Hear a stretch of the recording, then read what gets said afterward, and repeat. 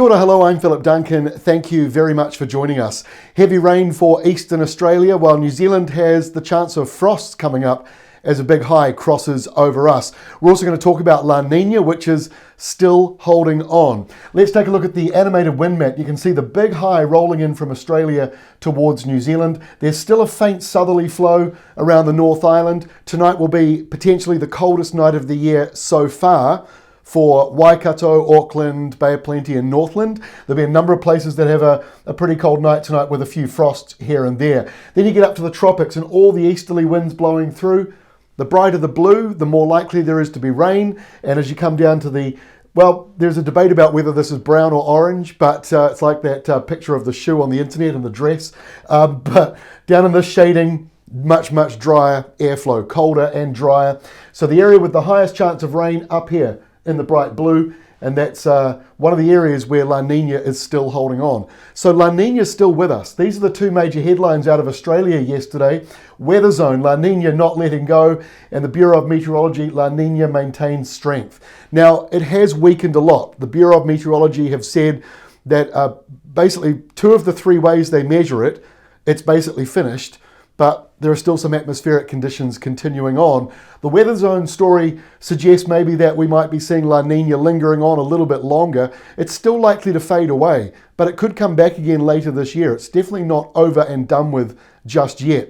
But as we've said all year round, New Zealand is a long way from the equator, so we don't necessarily get impacted by it, but Australia certainly is, and they've got more heavy rain coming through here. Around Mackay, there could be over 125 millimetres still yet to fall in the next 24 hours, but the rainfall totals further north towards Cairns no longer problematic. In the New Zealand area tonight, the temperatures are down. This is the departure from normal, what has historically been recorded on this date over the last 20, 30, 40 years. And what we're seeing is tonight's going to be a cold one through the central part and northern parts of New Zealand. And the South Island, though, starting to warm up as westerly winds return. And when we take a look at Thursday's map, you can see those westerly winds down here, very light, but just starting to come through. And when you track the origins of them, they're actually coming out of the subtropics. So that's the reason why you're noticing that airflow warming up for the west coast and Southland.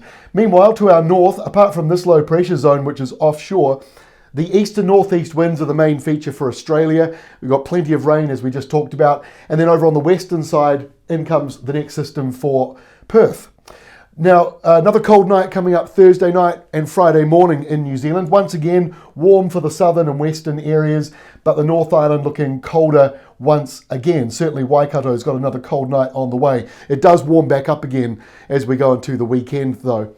So let's take a look at Friday's setup, and there is that big powerful high rolling on in. Up in the tropics, we've got easterly winds or northeasterly winds, mostly dry, a couple of showers around Vanuatu, but the bulk of the rain in the Coral Sea and pushing in towards Brisbane and actually sliding down the coastline as this front moves in and starts to weaken.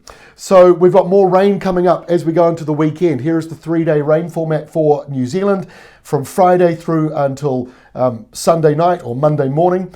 Heaviest rain over on the west coast. That's where we're talking about 120, 150 millimetres for you. And the good news for drought affected Southland, a little bit warmer as we come up with the westerly winds, and the rainfall coming through another 20 millimetres or so for you, maybe even a bit higher for some isolated spots. Also notice the western side of the North Island starting to lean a little bit wetter. So you'll see that that's all due to the westerly winds that are coming in. And you can see those, well, they're more northwesterly here. This is overnight Saturday, in fact 3 a.m.